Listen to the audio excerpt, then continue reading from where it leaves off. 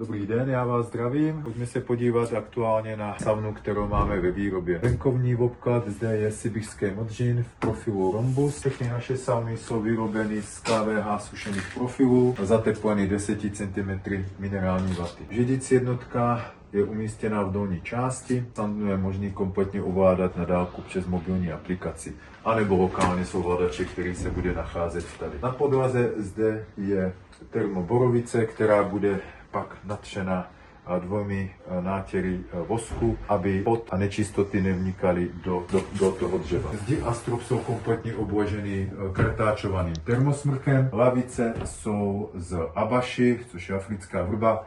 Ty budou impregnovaný 2 nátěry parafínového voje.